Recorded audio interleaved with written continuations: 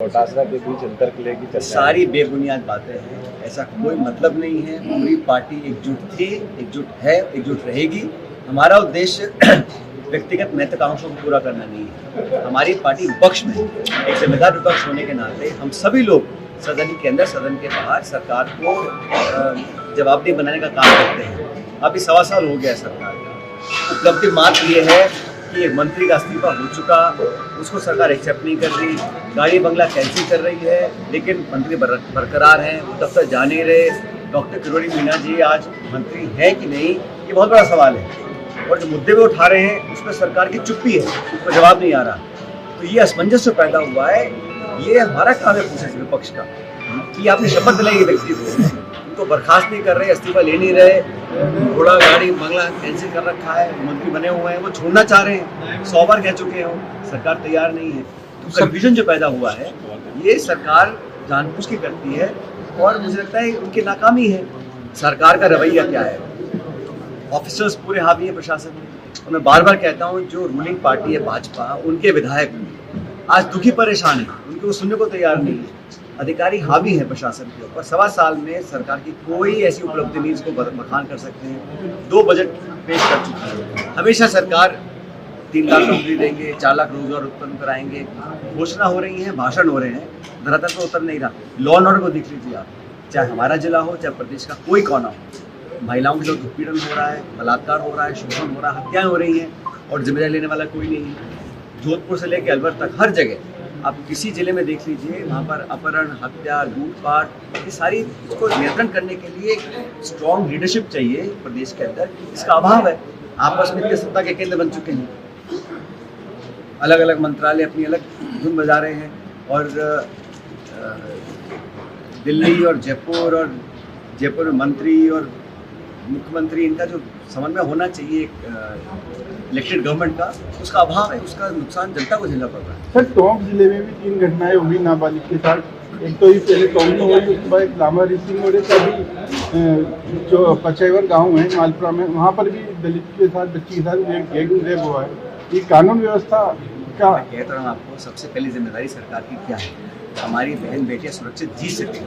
और ये जो घिनौना अपराध होता है नाबालिग बच्चियों के साथ, इसको रोकने में सरकार पूरी तरह नाकाम है। देखिए, इसमें पॉलिटिक्स की बात नहीं है, लेकिन एक गवर्नेंस होता है, एक पुलिस का एक प्रभाव होता है, एक खौफ होता है। जब अपराधियों के जहन में वो खौफ और डर नहीं पैदा कर पाएगी सरकार, तो इस प्रकार के सामाजिक तत्व ऐसी घटनाओं को अंजाम देते रहेंगे, हमारी बच्चियां दुख पाती रहेंगी। तो ये गवर्नमेंट राजस्थान को खड़ा होकर बोलना पड़ेगा कि हमें अनएक्सेप्टेबल है, हमारी पॉलिसी होगी 0 टॉलरेंस की। वो सरकार नहीं कर पा रही, वो इकबाल पैदा नहीं कर पा रही अनफॉर्चुनेटली। और जैसे मैं पहले कहा, भाजपा का जगन्नाथ बड़ा है, की घटना हो रही है, कांग्रेस ने चुप्पी साध रखी है, कोई धरना कोई प्रदर्शन। देखिए, इस प्रकार की घटनाओं को हम लोग कभी भी पॉलिटिकल नहीं करना चाहते, लेकिन ओवरऑल जो लॉ एंड ऑर्डर है वो बिल्कुल चरमरा चुकी है।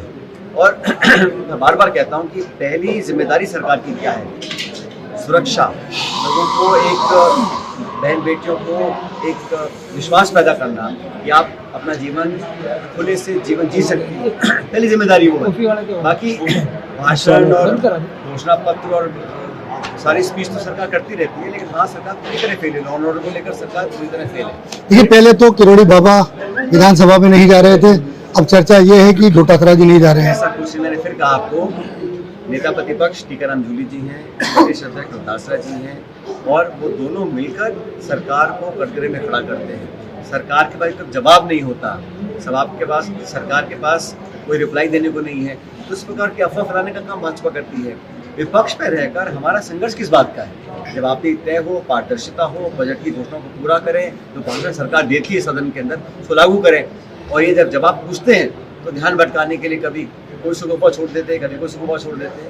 लेकिन कांग्रेस पार्टी ने एक बहुत जिम्मेदार विपक्ष की भूमिका निभाई है सदन के अंदर, और टीकाराम जूली जी एक नौजवान साथी हैं, संगठन में मेरे साथ काम किया हुआ है, और कांग्रेस पार्टी ने पहली बार एक दलित समाज के व्यक्ति को नेता प्रतिपक्ष बनाया है। और ये बात उनको हजम नहीं हो रही है सत्ताधारी लोगों को। वो नहीं चाहते कि एक दलित आवाज़ मजबूती से सदन में बोले, तो इसीलिए कहीं ना कहीं ध्यान डाइवर्ट करने के लिए वो अपने सबको छोड़ते रहते हैं। लेकिन पूरी पार्टी एकजुट है। जैसा मैंने पहले कहा हमारे प्रदेश के अध्यक्ष डोटासरा जी हैं, जूली जी हमारे नेता प्रतिपक्ष हैं और दोनों की जो जोड़ी है बहुत बेहतर काम कर रही है। देखिए कुंभ स्नान करके आए हैं आप, कैसा अनुभव रहा? पायलट साहब कुंभ स्नान करके आए हैं आप, कैसा अनुभव रहा कुंभ स्नान का? अच्छा अनुभव रहा। वही तो व्यक्तिगत आदमी की रुचि है, कौन किसमें आस्था रखता है, कब पाठ पूजा करता है, कब व्रत रखता है, कब कीर्तन करता है, कब मंदिर जाता है। नीट तो परीक्षा इसमें राजनीति को उसमें जोड़ना मैं समझता हूँ बिल्कुल। नीट परीक्षा को लेकर के क्या कहना चाहेंगे? कैसा आयोजन रहा? उस समय इतने इल्जाम लगे थे कांग्रेस पर। बात आयोजन तो किसी पे एहसान नहीं हो रहा ना। हाँ जी। आजकल सवाल क्या हो रहा है, अगर कहीं लूटपाट नहीं हुई, कहीं पेपर लीक नहीं हुआ, अगर जो ये तो जिम्मेदारी सरकार की है ही, किस पे एहसान कर रहे हैं। लेकिन जो नौकरियों का वादा आपने किया, शिक्षित बेरोजगार आज भटक रहे, 1.25 साल हो गया, कितनों को आप नौकरी दे पाए हैं? इतने लोगों को जो संविदा पर हैं, जिनको पार्ट टाइम जॉब दिया, सबको आपने छोड़ दिया। हजारों लोग जयपुर मुझे मिलते हैं, जिनको बार बार सरकार नौकरी से निकाली जा रही है, तो स्थायी नौकरी दे पा रहे हैं। जो व्यवस्था पहले थी उसको और कम कर रहे हैं। यहाँ पे रोजगार का विषय। देखिए रीट परीक्षा में सख्ती के नाम पे मंगलसूत्र उतरवाए गए, जनेऊ उतरवाई गई, इसको किस रूप में देख रहे हैं आप पूरा? मैं इस पर टिप्पणी नहीं करना चाहता, इतना बोलना चाहता हूँ कि कभी कभी जब अति होती है उसका भी नुकसान होता है। आप सारी सेफगार्ड्स रखें, चोरी ना हो, पेपर लीक ना हो, बेईमानी ना हो, जिम्मेदारी सरकार की है, लेकिन उससे भी कुछ सीमाएं होती हैं। आप किसी को अपमानित करें या किसी को नीचा दिखाकर काम करें, उसको कोई अप्रिशिएट नहीं कर सकता। टोंक की बनास से लेकर राजधानी जयपुर की सड़कों तक माफियाओं का राज लगातार नजर आ रहा है। कई जगह एक्सीडेंट हो रहे हैं, हादसे हो रहे हैं और बजरी माफिया बेखौफ राजधानी तक सप्लाई कर रही है। कौन नहीं जानता कि ये सरकार करप्शन को, माफिया को कंट्रोल करने में बिल्कुल फेल रही है। चुनाव से पहले जो बड़ी बड़ी घोषणा भाजपा करती थी, सरकार में आने के बाद उन सबको भूल गई है। अब सिर्फ अपनी सत्ता की लड़ाई है, वर्चस्व की लड़ाई है, सरकार के अंदर कौन ज़्यादा पावरफुल है। लेकिन ये आपस में बेवजह लड़ रहे हैं, क्योंकि असली सत्ता तो अधिकारियों के पास है। अफसर जो है इतने हावी हैं पूरे प्रदेश में कि लोगों को काम कराना है तो वो अधिकारियों के पास जा रहे हैं। नेताओं को पूछने का अब जो पहले भ्रम होता था लोगों को, वो है नहीं। भाजपा के राज में तो मैंने शुरू में कहा आपको, जो सत्ताधारी दल के विधायक हैं वही परेशानी, सदन के अंदर रोज वो अपनी सरकार को कटघरे में खड़ा करते हैं। ताज़ा खबरों के लिए विजिट करें द फैक्ट इंडिया की वेबसाइट और डाउनलोड करें द फैक्ट इंडिया ऐप।